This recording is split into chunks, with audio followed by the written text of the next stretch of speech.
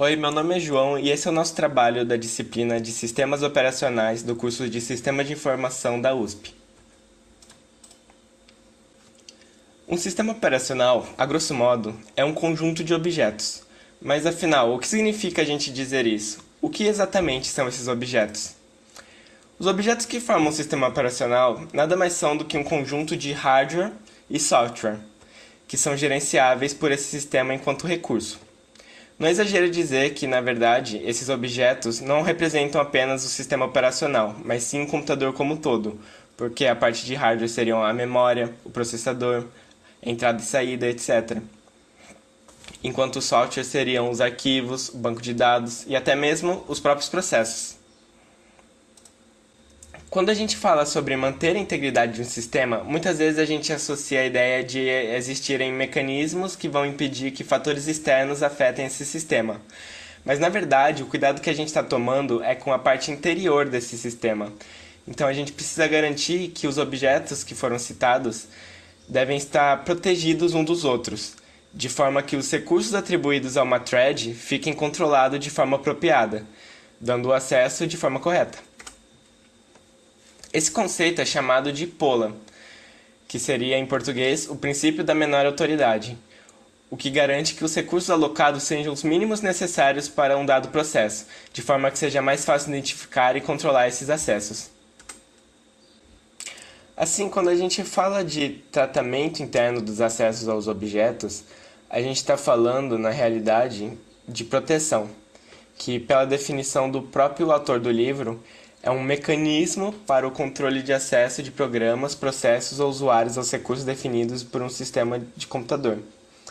Ou seja, resumindo, a gente está tratando da integridade do sistema e da preservação dos seus próprios dados. Para facilitar o entendimento dos conceitos que formam diferentes mecanismos de proteção, vamos imaginar que a gente está organizando um evento de tecnologia para uma faculdade, e nesse evento vão existir diversos tipos de acesso. Então, uma pessoa comum vai ter acesso à área pública do evento. Já alguém da staff, como por exemplo um técnico de áudio, vai ter que ter acesso à área mais restrita do evento, por exemplo, uma cabine de audiovisual. E dá para perceber que essa analogia funciona bem, porque a nossa ideia é permitir que cada indivíduo tenha acesso ao que for necessário, mas sem extrapolar o que realmente é preciso. Então, por exemplo, não tem o porquê o público comum ter acesso à cabine de audiovisual e não tem porquê o técnico de som ter acesso, por exemplo, ao camarim dos palestrantes.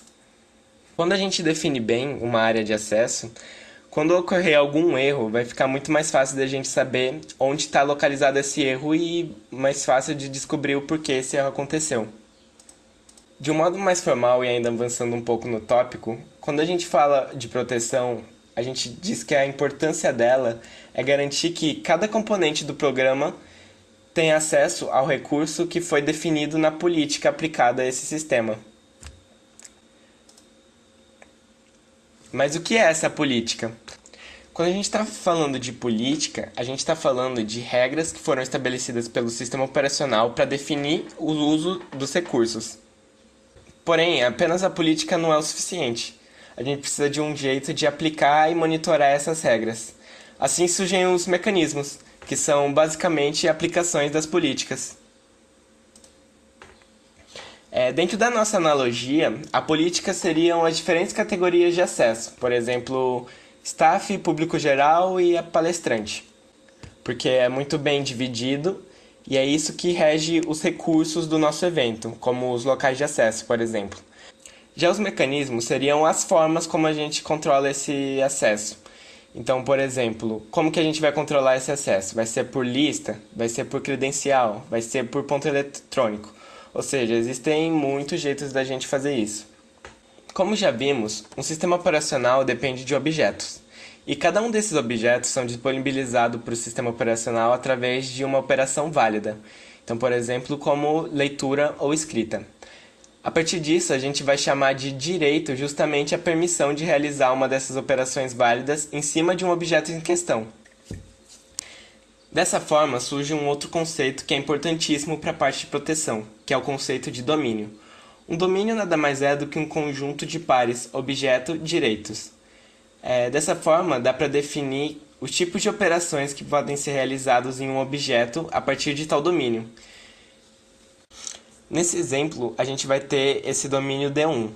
Então, dado um processo que pertence a esse domínio D1, nós vamos ter acesso à leitura do objeto F, mas a gente não vai ter acesso à escrita, por exemplo.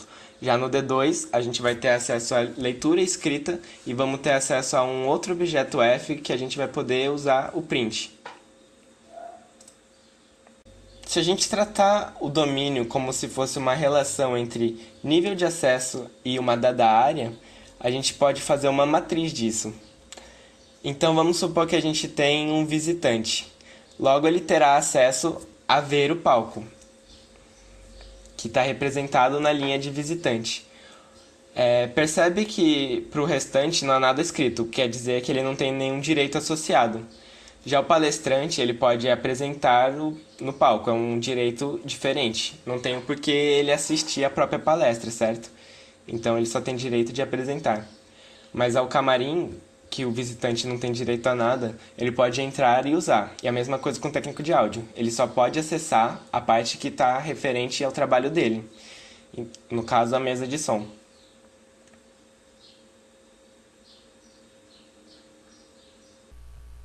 Fala pessoal, tudo bem? Meu nome é Lucas. Eu vou continuar aqui a aula que o João estava dando para vocês sobre proteção dentro de um sistema operacional. Então, como a gente viu a importância que é ter essa proteção garantida dentro do nosso sistema operacional. E aí a gente viu também sobre o que é um objeto, o que é um domínio. E aí a gente viu também uma analogia, né, para falar um pouquinho sobre como funciona essas operações dentro do sistema. E aí agora a gente viu um pouquinho mais sobre o que é uma matriz de acesso. E aí vocês viram no slide anterior, justamente em cima da nossa analogia dos eventos, né, que é dar acesso a áreas e aí mostrar uma relação entre eles. E agora a gente vai ver uma questão um pouco mais prática. Então aqui a gente consegue ver claramente o seguinte. Imagina que cada um dos objetos pertence a uma coluna, então O1, O2, O3, O4, enfim. E aí a gente tem em cada linha um direito, um domínio, um domínio. Então, quer dizer, cada um desses domínios pertence a essa linha. Então, D1, D2, D3, enfim.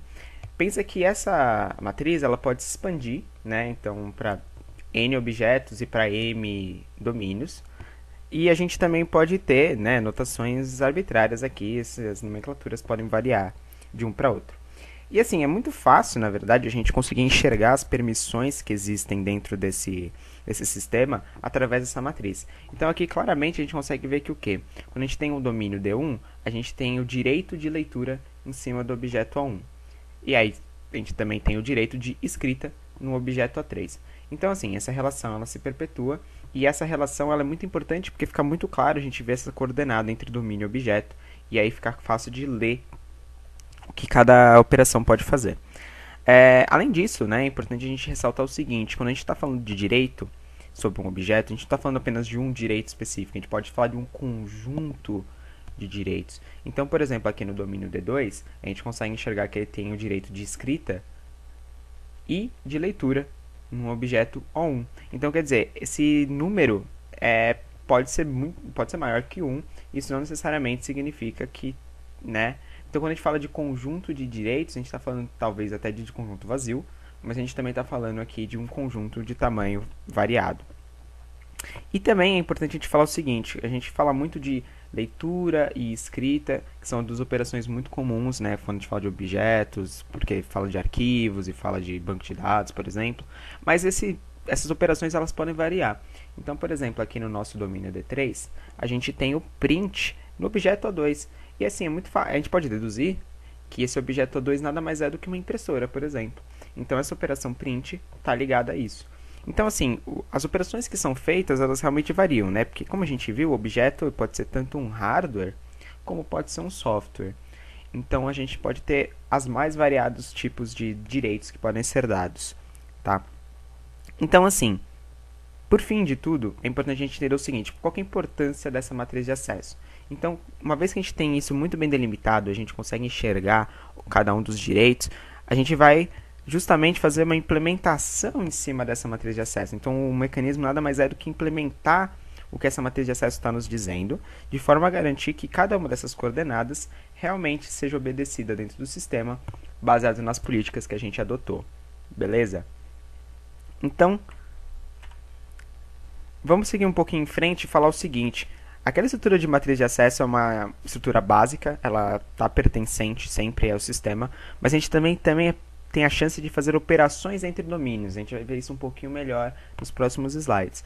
Mas o que que isso implica? Isso significa que a gente pode ter troca de domínios, né, dentro de um processo, por exemplo. Então, um processo pode mudar de um domínio 1 para um domínio 2 no meio da sua execução. Isso implica numa operação entre os domínios de troca. Isso significa que os processos, durante essa troca de domínios, pode tanto conseguir novos direitos, como também ele consegue perder direitos por algum motivo que o sistema fala. A gente vai falar um pouquinho sobre revogação de direitos mais para frente, mas é legal a gente já ter essa intuiçãozinha, né? Porque é uma coisa muito importante dentro do nosso sistema, que é entender como esses direitos podem ser manipulados durante a execução. Beleza? Então, assim, quando a gente está falando de matriz de acesso, a gente está falando também de algumas operações adicionais que podem ser feitas, e elas são mega importantes. Então, é importante prestar atenção nessas 3 operações, porque cada uma delas tem uma peculiaridade e a gente vai entender melhor como elas funcionam. Então, vamos começar pela copy, que é a mais simples delas, que, como o nome já sugere claramente, é a habilidade de você copiar os direitos sobre um objeto de um domínio para outro. O que isso significa, né? Então, vamos supor aqui essa nossa matriz. Então, vamos supor que o domínio D1 tenha sobre o objeto O3 essa operação. Quando a gente fala que ele tem a possibilidade de copiar, a gente fala que ele está denotado por esse asterisco aqui. Então, nesse caso aqui, o que a gente está falando? A gente está falando que o domínio D1 tem a possibilidade de copiar os seus direitos para outros domínios dentro desse objeto. Então, nesse caso específico, ele já tinha o direito write. Então, a gente pode colocar esse write em outros lugares, como, por exemplo, para o domínio D3. Então, é justamente isso que o nome implica mesmo. Então, a gente consegue copiar, né, os direitos de um lugar para outro. É uma pequena observação, né, assim, coisa bem simples, é que quando a gente faz essa operação, quando a gente copia, ela perde essa característica de cópia, né? Essa característica de cópia, ela está atrelada única e exclusivamente ao D1. Então, quando passa para D3 o write, ele não vem junto com essa cópia, tá? Então, é basicamente isso, é bem simples, bem tranquilo de entender. Então, o copy é denotado por um asterisco, isso é bem importante, é legal lembrar, porque quando bate o olho, você já vê um asterisco, você já sabe que você está falando de uma cópia, beleza? Então, a gente tem a outra operação, que é a operação de owner. Né? Para a gente entender um pouquinho melhor o que é esse owner, né? Antes de a gente entrar no exemplo, a gente entender pela analogia, né? O que isso significa? Quando a gente fala de habilidade de adicionar e remover um direito, é como se a gente estivesse falando, por exemplo, do chefe de sessão ou de uma área restrita do nosso evento. Então, quer dizer, ele tem essa possibilidade de, para um dado lugar, um dado objeto, ele consegue tanto dar acesso quanto tirar acesso. Isso é mega importante. Então, por exemplo, vamos falar aqui no caso de D3, ele é o owner desse objeto O2 que a gente está falando aqui em cima. Isso significa que o D3 ele tem a possibilidade de modificar acessos em qualquer um desses lugares. Então ele pode tanto adicionar direitos aqui, por exemplo, dar o print aqui, como ele também pode simplesmente tirar esses direitos. Então ele tem essa possibilidade de justamente ser o dono, né, desse objeto e poder manipulá-lo dentro das operações no sistema. Beleza? É bem simples, o nome também já ajuda bastante, então se você falar de owner é só lembrar do dono e aí você já sabe como ele funciona. E aí por fim, mas não menos importante, a gente tem a operação de control, que seria o quê? Justamente o controle, que é a possibilidade de alteração de direitos de um domínio para outro. Então, na nossa analogia, né, na verdade, de uma forma geral, como é que a gente pode pensar intuitivamente nisso? É como se tivesse uma relação entre um chefe e um subordinado. Então, tudo que o subordinado faz está ligado diretamente ao que o chefe lhe permite. E aí que entra aquela nossa operação que a gente falou. Então, aqui nas nossas colunas, a gente pode ter não só apenas objetos, como a gente pode ter também um domínio. Então, você imagina que a gente tem aqui um domínio D1, que cria uma nova coluna aqui do lado, tá? Então, a gente pode fazer operações em cima desse D1, ter direitos. Então, vamos supor que o D2 recebe esse direito de control. Então, o que isso quer dizer? Quer dizer que todas as operações que são realizadas por D1, né, todos os direitos que são concedidos a D1, ele tem que passar por D2. Então, D2 tem o direito de acesso ao controlar o que D1 pode fazer ou não. Essa operação é bem interessante porque ela mostra bem que a relação entre domínios pode realmente existir. Beleza? Então, ter isso na cabeça, entender sobre o copy, sobre o owner e sobre o control é mega importante. E aí, bola pra frente, porque isso daí é uma pequena parte dessa grande estrutura aí. Bom, uma vez que a gente tem essa matriz de acesso, a gente agora está querendo ver como que a gente vai implementar essa matriz de acesso, porque como a gente falou, ela é uma representação que precisa ser passada para o mecanismo. O mecanismo ele tem que ter essa possibilidade.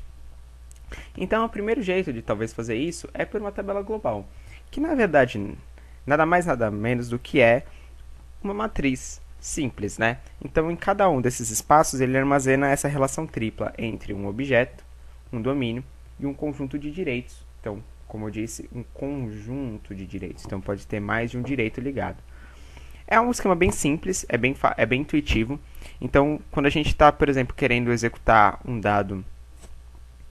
dada operação em cima de um objeto dentro de um dado domínio, então o que a gente faz? A gente busca por esse objeto, esse domínio, e aí a gente vê, né, vamos supor que a gente está querendo fazer uma operação aqui uma operação dada x aqui, ela tem que pertencer ao conjunto de direitos que tem. Então ela tem que pertencer aos vários direitos que podem ser dados acerca desse objeto, né, dentro desse domínio. Certo? Então, assim, é o mais simples de entender, é bem tranquilo, porque ele realmente se comporta como uma matriz, mas ela tem problemas muito sérios. Então, é muito tranquilo da gente entender que essa tabela ela vai ter vários espaços em branco, certo? Por que isso acontece? É muito fácil a gente enxergar aqui que vários dos domínios não vão ter direito nenhum sobre os objetos. E esses espaços em branco, por mais que não pareça, eles ocupam um espaço primordial dentro da memória. Então, quando a gente fala dessa tabela global, a gente está falando que a gente vai precisar usar uma memória auxiliar que armazene toda essa tabela, e quando a gente quiser executar coisas em cima dessa tabela para verificar, a gente tem que usar operações de entrada e saída para conseguir manipular os dados que estão ali dentro. Então, assim, é algo extremamente custoso e pouco eficiente, e por isso, apesar de ser a mais intuitiva, não é a melhor forma de fazer isso. Então, beleza, agora a gente já sabe que a tabela não é a melhor forma. Qual que será que é a melhor forma? Então, a gente pode começar aqui falando sobre a lista de controle de acesso, né? Então, o que isso significa?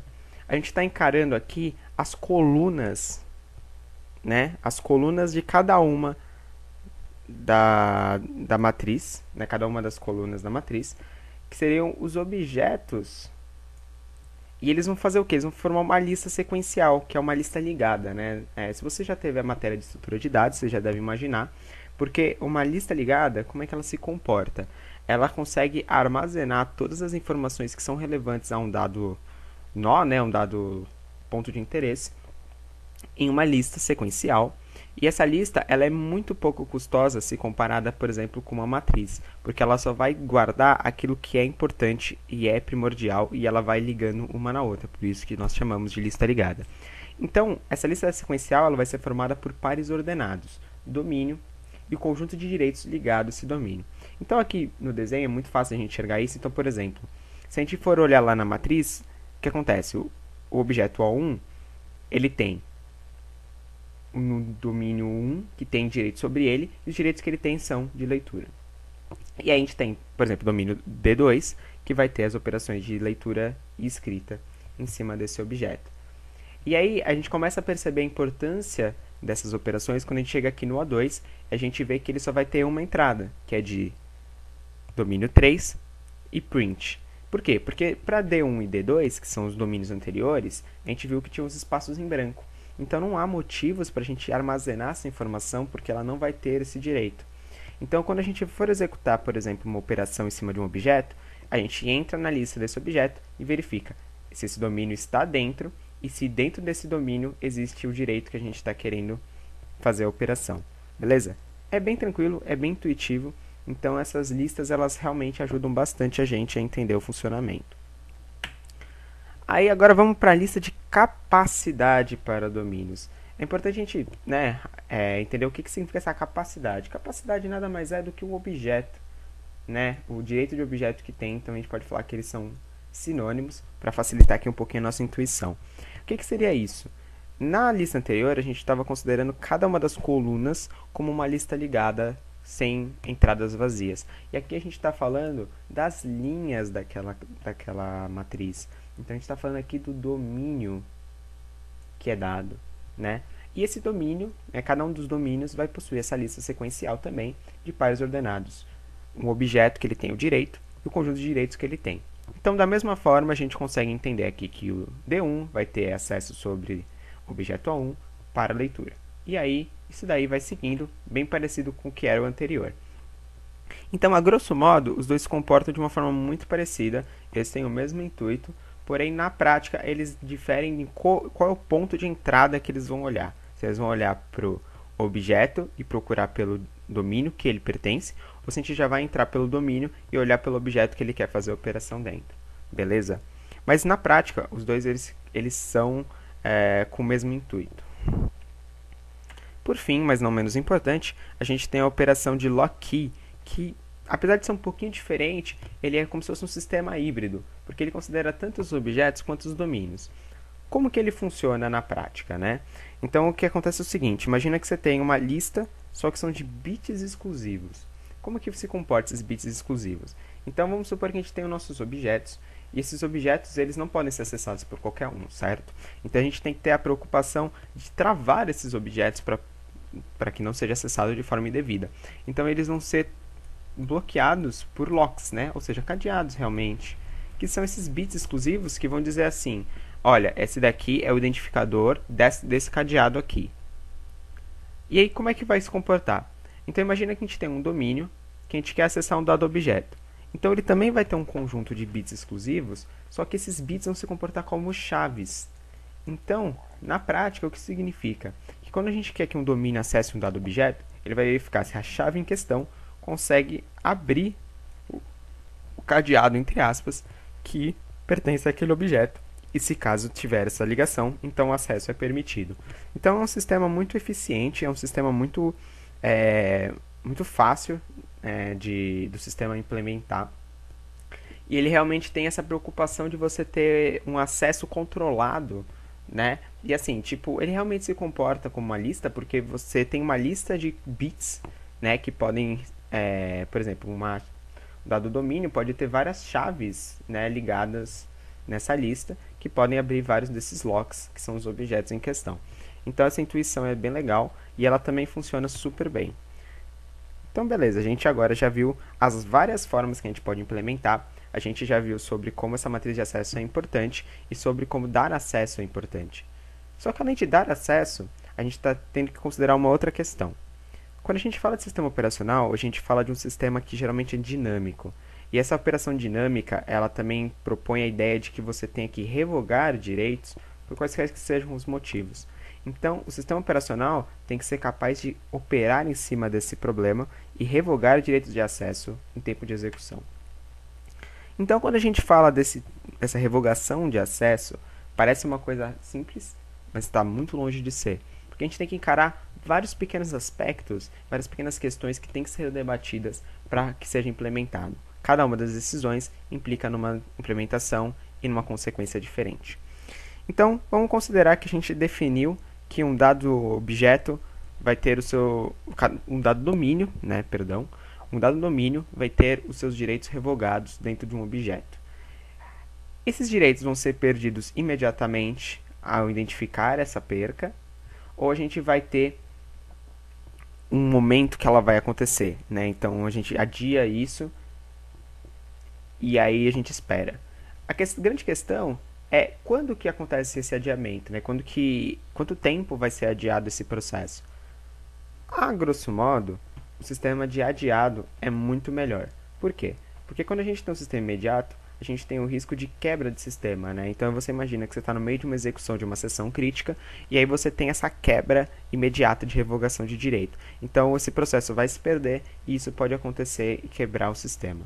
Então, o adiado é um sistema mais seguro e ele permite com que você tenha, desde que seja bem definido, um ponto de que você possa tirar esse direito e aí você consegue manter a política que você está querendo adotar dinamicamente.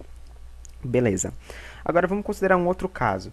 Quando a gente fala que um dado domínio perdeu acesso a um objeto, a gente fala que todos os domínios vão perder acesso sobre aquele objeto ou só um objeto específico? Parece óbvio que tirar todos os direitos sobre aquele objeto, né, para D1, D2, D3, D4, enfim, é algo não muito desejável, né, porque pode acontecer de terem domínios que precisam daquilo e a gente está querendo só tirar de um ou outro.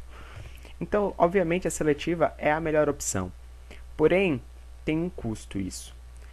Lembra que a gente estava falando sobre as implementações daquela matriz de acesso, falando sobre as listas, enfim? Quando a gente está olhando para isso, é importante a gente entender que, para a gente usar a revogação seletiva, a gente precisa estar utilizando do sistema de ACL, que é o sistema de controle da lista de controle de acesso. Por quê? Porque, como a gente viu, a lista de controle de acesso ele olha para os objetos. Então, nesse caso em específico, é muito fácil a gente tirar um direito de um dado domínio específico, porque basta você entrar nessa lista do objeto em questão, que a gente quer que seja revogado o direito, procurar pelo domínio, ir lá e tirar ele da lista, e aí você conecta os adjacentes.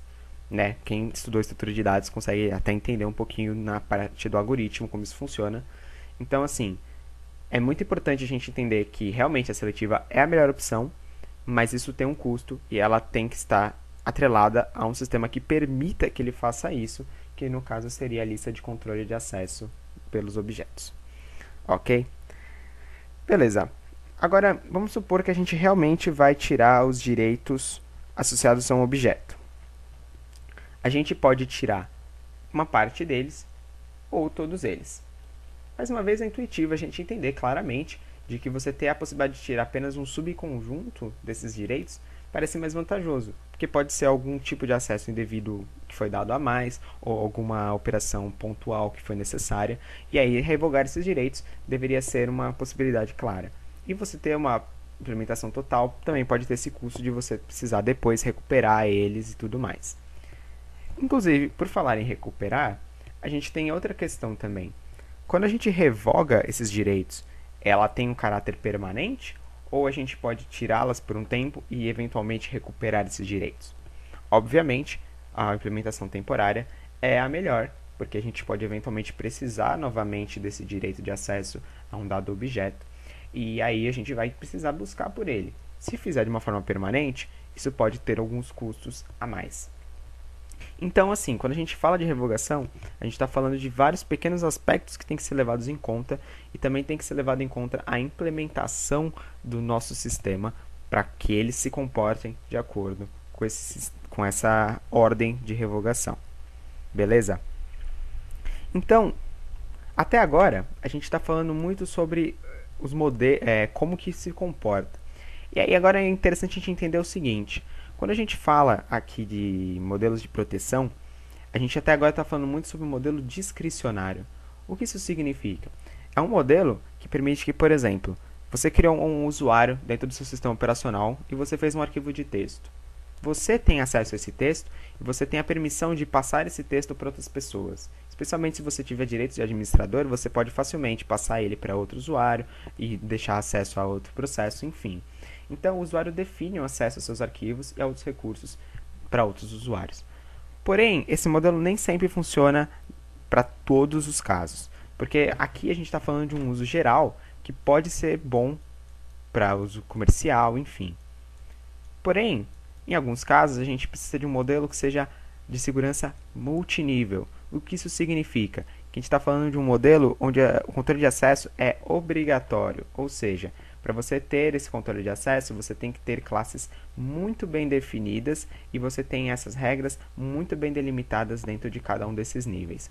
Então, esse modelo, ele tem algumas outras implicações, tem algumas outras peculiaridades que a gente vai levantar aqui como uma curiosidade, que é importante vocês entenderem, porque ele é usado em alguns lugares extremamente críticos, como hospitais, órgãos governamentais e, por exemplo, no mundo militar, que é o próximo exemplo que a gente vai dar aqui.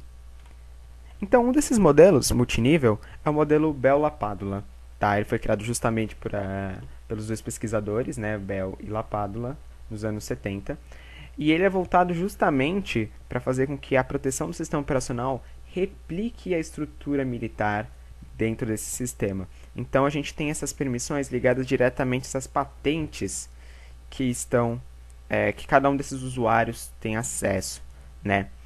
E esse modelo ele tem algumas peculiaridades, como essas duas propriedades que a gente vai falar aqui. Então, é interessante a gente entender a motivação disso conforme a gente vai vendo as propriedades. Então, vamos supor essa primeira. A propriedade de segurança simples é um processo onde um processo no nível de segurança K, que é um nível qualquer, poderá ler apenas objetos no seu nível ou abaixo. O que isso significa? Vamos pensar um pouquinho do ponto de vista militar, né? Então, vamos supor que você é um general e você tem abaixo de você um tenente, tá? Eu também não sou especialista em patentes, mas a gente vai se ajudando aqui. Então, um general, ele está acima de um tenente dentro da hierarquia militar. Então, é fácil de entender por que ele tem que ler do seu nível ou abaixo. Então, por exemplo, um general tem um documento classificado, secreto, que ele tem acesso, porém, o tenente abaixo dele não pode ter acesso a esse documento. Então, por isso, o tenente só pode ler do seu nível para baixo. Isso faz todo sentido prático, assim como o general também pode ler todos os relatórios feitos pelo tenente para ele e assim sucessivamente. Então, essa intuição de do nível para baixo é algo que, inclusive, remete ao que a gente já tinha visto. Porém, a gente tem uma outra propriedade, que é a propriedade asterisco, que não tem nada a ver com a de cópia que a gente tinha visto lá atrás, mas recebe o mesmo nome. O que essa propriedade diz? Um processo no nível de segurança K também, que seria o mesmo, poderá escrever apenas em objetos no seu nível ou acima. Parece contraintuitivo, né? Quer dizer, você teoricamente só pode ter acesso a documentos que você olha para baixo, mas você só pode escrever aqueles que estão acima de você, que são aqueles que você teoricamente nem tem acesso. Mas faz todo sentido, porque olha só, se a gente olhar do ponto de vista militar de novo. Então vamos supor que esse general, que tem um tenente abaixo dele, vai precisar escrever um relatório para seus superiores, né? E esse relatório vai ter informações relacionadas aos documentos que ele já leu. Então esse documento vai ter informações talvez confidenciais, informações de caráter de segurança nacional, enfim. Ele vai ter um nível de segurança muito elevado. A gente precisa garantir que esse documento que está sendo escrito seja lido pelas pessoas certas. Então, esse tenente, que teoricamente não tem acesso aos dados que o general tem, não pode não pode ler esse documento e, portanto, ele também não pode receber isso que o general está escrevendo. Então, faz todo sentido prático. E assim como o tenente, ele pode escrever coisas para o general, mas ele sabe informações que seus subordinados não sabem. Então essa intuição ela é bem simples e é fácil de entender. Então, para finalizar, vamos dar uma olhada aqui nesse desenho que representa o Bell-LaPadula. Então vamos considerar que cada um desses quadrados é um objeto. Então vamos pensar aqui numa forma mais intuitiva, que é um arquivo, algum documento, enfim, dentro do sistema de segurança do Exército. E vamos considerar que cada um dos círculos seria uma pessoa ligada ao Exército. Então, poderia ser um soldado, um cabo, enfim. E a gente considera aqui que tem níveis de segurança que são muito bem definidos. Não vamos entrar muito no mérito de patente, porque pode confundir. Então, vamos considerar aqui, no caso simples, de níveis de segurança de uma forma mais abstrata. Então, vamos entender o seguinte. Vamos supor que a gente tem aqui um documento 1. Esse documento 1, ele pode ser lido, né, que é representado aqui por essas setas sólidas, ele pode ser lido tanto pelas pessoas naquele mesmo nível de segurança, quanto as pessoas acima. Porque pode ser, por exemplo, um relatório feito pelo A, que pode ter informações relevantes para o B, certo? E aí, vamos supor aqui o 2, ele segue a mesma lógica. Ele pode ser lido tanto pelo nível 2 quanto pelo nível 3, mas nunca pelo nível 1. Por quê? Porque esse documento pode ter informações delicadas, da qual ele não pode ter informação. Então, esse objeto não pode ser acessado por exemplo, pelos soldados que estão aqui no nível 1. Beleza. Agora, vamos olhar pelo outro lado. Essas linhas pontilhadas aqui, elas são as de escrita. Então, aqui, a gente está olhando não para os objetos, mas sim para as pessoas que fazem parte. Então, perceba aqui, por exemplo, aqui, o membro A, que faz parte do nível de segurança 1, ele pode escrever tanto para o seu nível, quanto para os níveis acima. Por quê? Porque ele pode ter informações que realmente eles precisam, né? Como eu disse, essa pessoa ela pode pode enviar relatórios, enfim, ela pode mandar documentos da sua área para pessoas acima dele. Então, essa parte da escrita faz todo sentido. E perceba aqui, por exemplo, nesse nível 3, a intuição é a mesma. Então, para o caso do nosso membro C, ele consegue escrever tanto para o nível 3, para esses dois documentos, quanto para o nível acima, mas nunca para o nível abaixo, porque ele pode ter informações confidenciais que não podem ser passadas nesses documentos de nível menor. Então, assim, a intuição é bem simples. Você pode ler qualquer coisa que esteja abaixo de você, então ele pode ler qualquer coisa abaixo, e ele pode escrever qualquer coisa acima. E aqui a mesma coisa, ele pode ler qualquer coisa dele para baixo, como ele pode escrever apenas dele para cima. Tá certo? Então, assim, Bella Padula é um sistema multinível, é um sistema de segurança mais forte, mais parrudo, mais bem definido as regras, e que tem uma importância gigantesca para o mundo militar, e mostra que a proteção não se limita apenas aos nossos casos normais de um sistema operacional de uso comercial, e sim pode refletir uma hierarquia que já existe no mundo real para esse sistema, de forma que ele fique robusto o suficiente para ser utilizado aí por órgãos governamentais em situações críticas. E é por isso que garantir essa proteção é de mega importância. Então, acabamos aqui o nosso capítulo. Eu agradeço a atenção de todos vocês. Aqui tem um quiz muito legal que a gente fez para vocês, que tem alguns conceitos, algumas perguntinhas para vocês, então tem algumas imagens que vocês têm que saber interpretar. É totalmente baseado na nossa aulinha, então se vocês quiserem, aqui está o link, basta acessar por ali. A resposta aparece no final, a gente tem um feedbackzinho para falar onde você pode ter errado, qual a intuição que você tinha que ter tido naquela questão. Enfim, espero que vocês tenham gostado e até a próxima, gente. Tchau, tchau.